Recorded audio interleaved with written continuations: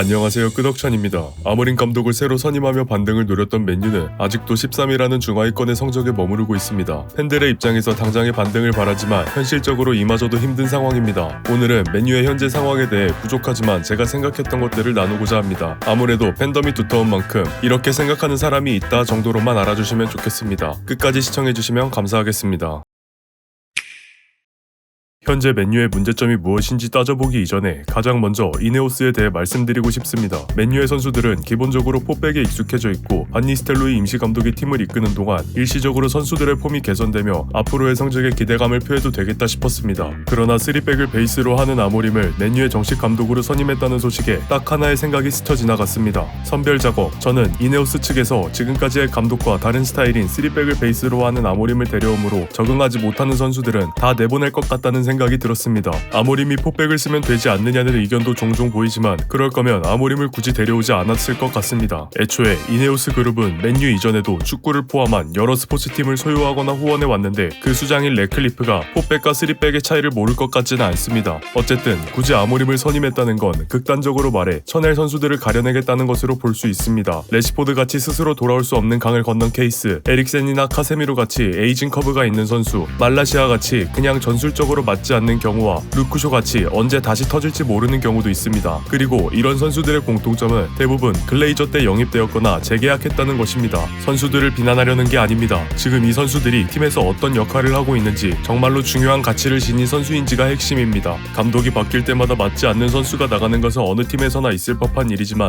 맨유의 더 특별한 의미일 수도 있겠다고 생각한 이유는 글레이저의 흔적을 점차 지워나가며 무질서했던 팀의 질서를 불어넣는 재건을 위한 작업이 될 수 있다고 생각하기 때문입니다. 리빌딩을 할 기간 동안 오히려 팀은 망가지고 있었고 그렇기에 완전히 새로운 스타일의 감독을 영입함으로 이러한 메시지를 전달하는 것 같습니다. 아직도 맨유에 남고 싶은 선수는 정말로 열심히 해라. 사실 최고 경영자 입장에서 못하는 선수는 크게 필요가 없습니다. 이들 또한 팬들 못지않게 우승이 필요하기 때문인데 두 번의 무브를 통해 메시지를 던진 것 같습니다. 첫 번째, 아모림 선임을 통해 보내는 메시지는 지금까지의 맨유는 잊어라, 새로운 맨유를 만들 것이다. 두 번째, 레시포드를 임대 보낸 것으로 보내는 메시지는 팀을 망치는 선수는 로컬 보이라도 필요 없다. 나가도 좋다. 어떻게 보면 이네오스 그룹의 경영이 맨유의 역사와 전통을 무시하는 것처럼 보일 수 있습니다. 하지만 경영인은 역사와 전통을 지키는 것보다 팀을 살리는 것이 우선시 될 것입니다. 그렇기 때문에 결과가 나올 때까지는 기다려줘야 한다고 봅니다.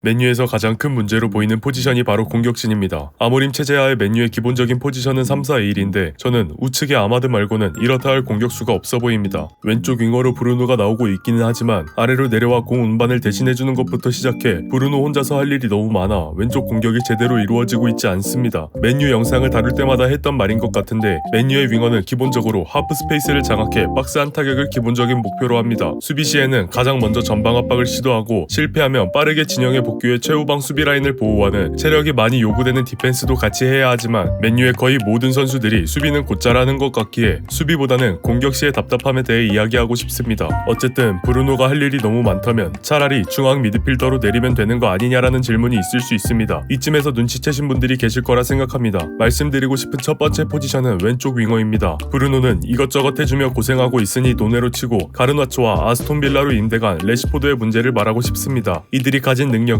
아모림이 요구하는 것을 정확히 수행할 수 있으며 크게 어려운 것이 아닙니다. 첫 번째, 하프 스페이스를 공략할 것. 두 번째, 박스 안에 들어왔으면 때릴 것. 박스 안에 수비수가 있다 해도 이들의 속도와 발밑이라면 한두 명은 충분히 제치고도 남습니다. 그러나 공만 잡으면 측면으로 빠져서 다시 돌파하려 하거나 컷백 패스를 하려 합니다. 박스 바깥으로 나가는 것에서 이미 아모림이 요구한 하프 스페이스 장악과 박스 타격을 하지 않는 게 되는 겁니다. 분명 이들의 플레이에 대한 지적이 여러 번 있었을 텐데 계속 이러한 스타일을 버리지 못하는 것을 보면 최소한 주전으로 기용하지 않거나 아예 배제하는 것이 이득이라고 판단했을지도 모르겠습니다. 남은 자원 중 브루노만이 이 역할을 가장 잘 수행할 수 있었고 맨유에서 공격 시 가장 위협적인 선수 중 한 명이기에 윙어로 기용한 것으로 추측됩니다. 두 번째로는 스트라이커입니다. 이 포지션 역시 왼쪽 윙어만큼 문제가 많은 자리입니다. 이들에게는 득점이라는 단 하나의 목표만 요구됩니다. 첫 영상인 아모림 영상에서도 말씀드렸듯 최전방 공격수는 수비 시에도 역습을 대비해 수비 가담에 적극적으로 참여하지 않습니다. 그렇다면 득점이라도 만족스럽게 올려야 하는 하는데 맨유의 최전방 자원의 득점력은 처참하게 그지없습니다. 지르크지 24경기 3득점 1도움, 호일룬 19경기 2득점 0도움이 전부입니다. 강등권 입스위치 타운의 리암 델랍이라는 선수가 있는데 이 선수의 현재 공격 포인트는 23경기 9득점 2도움으로 이들을 합친 것의 2배를 기록하고 있으며 프리미어리그 득점왕 순위는 14위입니다. 즉 맨유의 최전방 자원의 공격 생산력은 강등권 팀의 에이스보다 2배 이상 못하고 있다는 소리가 됩니다. 하다못해 말년에 정말 많이 망가졌다고 평가되는 호날두도 21-22 시즌 리그 18득점을 올렸습니다. 아마드와 브루노가 정말 잘해주고는 있지만 브루노는 기본적으로 미드필더이고 직접 해결해주는 것보다 떠먹여주는 패스의 빈도가 더 높으며 아마드는 냉정하게 더 성장해야 될 유망주입니다. 미드필더와 수비수 또한 비판을 피해갈 수는 없겠지만 공격수는 정말로 심각한 상황입니다. 축구는 결국 득점이 나야 이기는 스포츠입니다. 어떤 방식으로든 이들의 득점력이 살아나야만 합니다.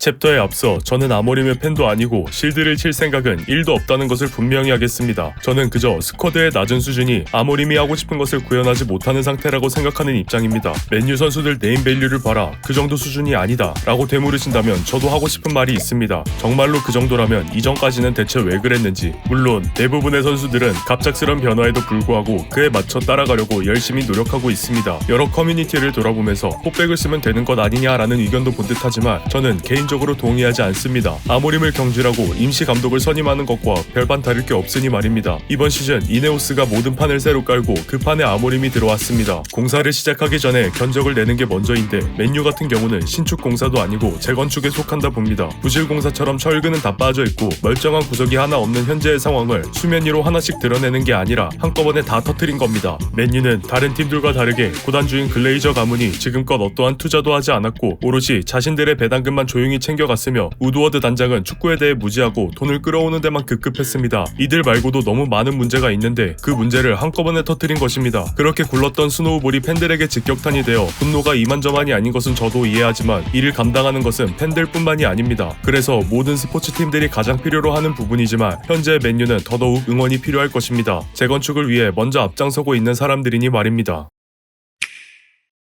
반등을 노리고 새 판을 깔아보려 했지만 맨유의 새 시작은 생각처럼 순탄치 않았습니다. 여러 문제가 동시다발적으로 드러나며 오히려 이전보다 더 좋지 않아 보이기도 합니다. 어쩌면 맨유가 가져왔던 문제들이 긴 시간 동안 맨유와 함께했던 문제들이기 때문에 이를 회복하는 시간이 조금 더 길어질 수 있겠으나 팀을 갈아엎는 무브들이 하나둘 나오는 만큼 개선의 의지가 확실히 보이기 때문에 그리 오랜 시간은 걸리지 않을 것 같습니다. 맨유가 언젠가 영광의 순간을 되찾기를 기대하며 오늘 영상을 마치도록 하겠습니다. 끝까지 시청해주신 분들께 감사의 말씀드립니다. 영상이 유익하셨다면 구독과 좋아요, 알림 설정까지 부탁드립니다.